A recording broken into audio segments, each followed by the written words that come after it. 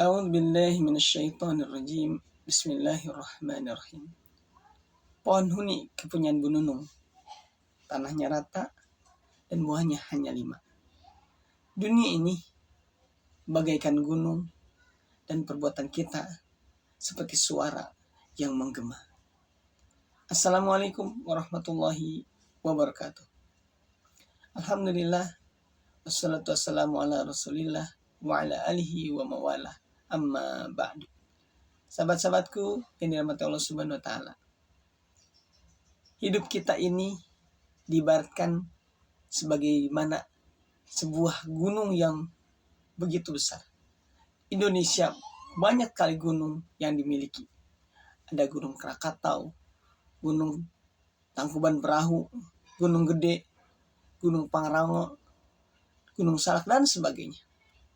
Dan kalau misalkan teman-teman adalah seorang petualang atau PA, pecinta alam, ya bukan PA begini, tapi pecinta alam yang hobinya hiking, naik ke pegunungan atau berkemah, maka teman-teman akan pernah merasakan bagaimana suara itu memantul atau menggema. Ketika kita berteriak, maka seakan-akan ada orang yang memanggil kita kembali. Padahal itu teriakan kita. Kita memanggil nama orang lain dan suara itu akan kembali kepada kita. Sahabat-sahabatku yang dirahmati Allah Subhanahu wa taala, itu ibarat perbuatan kita. Perbuatan kita sejatinya seperti suara yang memantul tadi. Suara yang menggema di pegunungan. Kalau kita berbuat baik, maka itu akan kembali kepada kita. Begitu pula dengan ketika perbuatan kita buruk, maka itu akan kembali kepada kita. Sama halnya seperti kita sedang bercermin. Ekspresi wajah kita itulah yang akan kita lihat. Ketika ekspresi wajah kita marah, maka ia akan kembali kepada kita.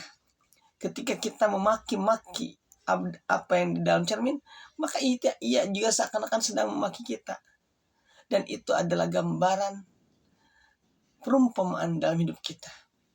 Sahabat-sahabatku yang dirahmati Allah Subhanahu wa taala, ketika kita ingin orang lain bersikap baik kepada kita, maka sejatinya awali dari diri kita berbuat baik kepada orang lain. Ketika kita ingin orang lain memanggil kita dengan sebutan yang baik, maka awali diri kita memanggil orang lain dengan sebutan yang baik.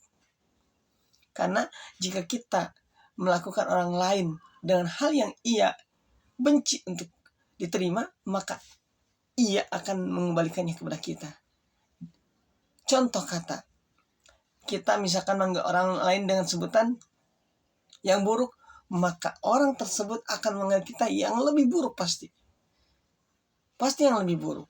Ketika kita misalkan memukul orang lain, maka dia akan mencoba memukul kita minimal sama, tetapi biasanya akan lebih besar, lebih kencang, lebih berat daripada yang dia terima. Nah, ini adalah bagian daripada apa yang harus kita pahami, teman-teman. Artinya, ketika kita ingin mendapatkan sesuatu dari orang lain, kita yang harus memulai. Kalau kata guru saya, Agim, rumusnya cuma 3M. Mulai dari diri sendiri, mulai dari sekarang, dan mulai dari hal yang terkecil. Dan itu akan kembali kepada kita. Sejatinya kalau saya asumsi, ini adalah bagian daripada yang namanya teladan. Teladan yang dulu Rasulullah SAW pernah lakukan. Beliau akan melakukan apa yang beliau perintahkan kepada orang lain. Beliau tidak akan menyuruh orang melakukan sesuatu sebelum ia lakukan. Sebelum beliau lakukan, beliau pun juga tidak akan melarang orang lain untuk meninggalkan sesuatu sebelum beliau meninggalkannya. Dan mudah-mudahan kita semua termasuk hamba-hamba Allah, umatnya Nabi yang mencontohi beliau dan menjadi teladan untuk orang-orang di sekitar kita, terutama bagi para ayah, para ibu, menjadi teladan buat anak-anaknya. Barakallahu fikum, kurang dalamnya mohon dimaafkan. Wassalamualaikum warahmatullahi wabarakatuh.